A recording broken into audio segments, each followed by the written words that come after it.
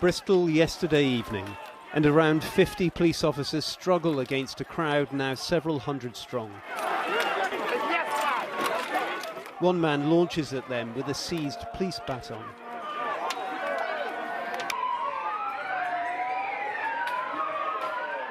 Others are on the roof of a police van.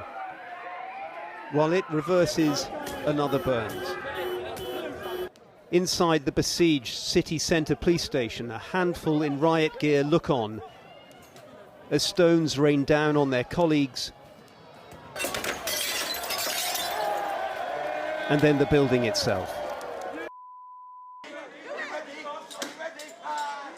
20 officers were injured. One suffered a punctured lung in a day, according to their boss, hijacked by extremists. Well, it will be a huge investigation because there were probably 400 or 500 people outside this building, many of them engaged in throwing missiles, firing rockets, fireworks at police officers, stamping on them, ripping their shields and helmets away from them. Our experience will show around protests that sometimes a larger group of people will be drawn into violent disorder by a trigger incident. There was no trigger incident like that last night. We did everything we could to avoid a trigger incident that would draw people into violence. How differently the day began. Thousands demonstrated peacefully against the controversial Police and Crime Bill, whose proposed measures include new powers for policing protests. But for some, the focal point soon became the police. Numerous vehicles were vandalised, then set alight, in some of the worst violence the city has witnessed in over a decade.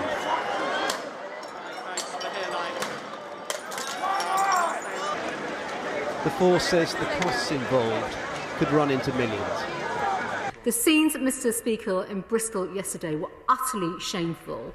We saw criminal thuggery and disorder caused by a minority who put lives at risk, and our exceptional and brave police officers put themselves in harm's way to protect the public. For them to face the criminal violence against them while upholding the law is completely unacceptable.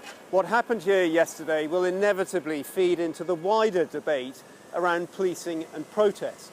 A debate fuelled by the ongoing fallout from the policing of the Sarah Everard vigil in London, by continuing arguments about COVID protest restrictions, and of course, the Police and Crime Bill. But if yesterday's protest was conceived to bolster opposition to that bill, then what followed was utterly counterproductive, said an irate Bristol mayor today.